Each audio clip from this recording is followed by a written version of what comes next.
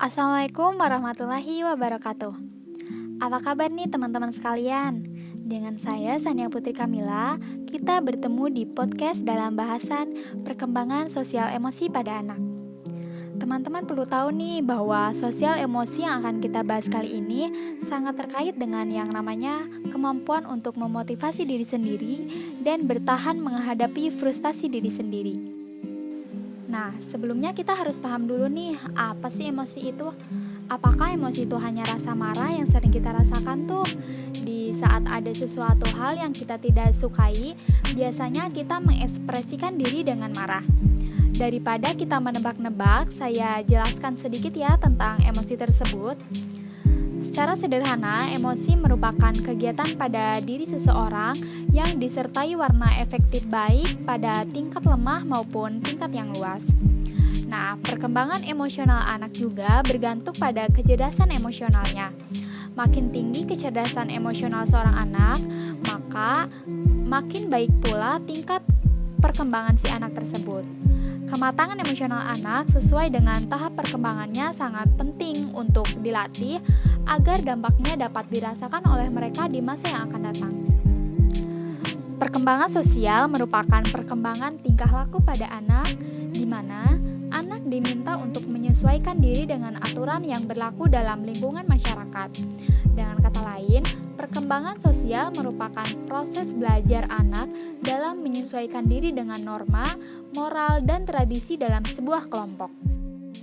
Nah, awal mulanya perkembangan sosial pada anak ialah tumbuh dari hubungan anak dengan orang tua atau pengasuh di rumah, terutama anggota keluarganya.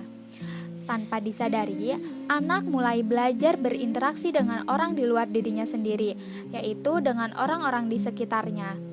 Perkembangan sosial anak sangat dipengaruhi oleh proses perlakuan atau bimbingan orang tua terhadap anak dalam mengenalkan berbagai aspek kehidupan sosial atau norma dalam masyarakat. Proses ini biasanya disebut dengan sosialisasi. Tingkah laku sosialisasi adalah sesuatu yang dipelajari, bukan sekedar hasil dari kematangan. Perkembangan sosial anak diperoleh selain dari proses kematangan juga melalui kesempatan belajar dari respon terhadap tingkah laku. Interaksi sosial kemudian diperluas, tidak hanya dengan keluarga dalam rumah, namun mulai berinteraksi dengan tetangga dan tahapan selanjutnya ke sekolah. Perkembangan sosial mulai agak kompleks ketika anak menginjak usia 4 tahun, di mana anak mulai memasuki ranah pendidikan yang paling dasar, yaitu taman kanak-kanak.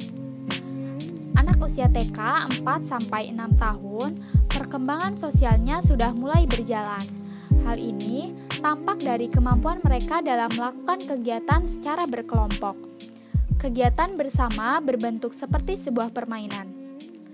Ada beberapa tanda-tanda perkembangan pada tahap ini, yaitu anak mulai mengetahui aturan-aturan baik di lingkungan keluarga maupun dalam lingkungan bermain. Sedikit demi sedikit, anak sudah mulai tunduk pada peraturan. Anak mulai menyadari hak atau kepentingan orang lain, dan anak mulai dapat bermain bersama anak-anak lain atau teman sebayanya. Kematangan emosional anak sesuai dengan tahapan perkembangannya sangat penting untuk dilatih agar dampaknya dapat dirasakan oleh mereka di masa yang akan datang. Orang tua mempunyai peran utama dalam mengembangkan kematangan emosional anak. Di samping pengaruh faktor lain, jadi orang tua hendaknya lebih banyak menempa diri dengan pengetahuan yang memadai tentang perkembangan anak agar mereka dapat memberikan bimbingan kepada anak-anaknya dengan baik. Bermain merupakan kebutuhan anak dalam menjalankan kehidupannya. Namun demikian, orang tua juga harus menjaga anak agar tidak melampaui batas dalam bermain. Sama halnya dengan tugas guru dalam mengembangkan sosial emosi pada anak didik. Hendaknya menguasai prinsip-prinsip tindakan, yaitu melatih pengendalian diri, melatih mengelola emosi, menerapkan disiplin dengan konsepsi empati, dan melatih keterampilan komunikasi. Mungkin podcast mengenai perkembangan emosional pada anak kali ini dicukupkan sampai sini. Semoga ada sedikit ilmu yang dapat kalian peroleh dari podcast kali ini. Terima kasih banyak buat kalian yang mau meluangkan waktunya untuk sekedar mendengarkan podcast ini. Sampai jumpa. Wassalamualaikum warahmatullahi wabarakatuh.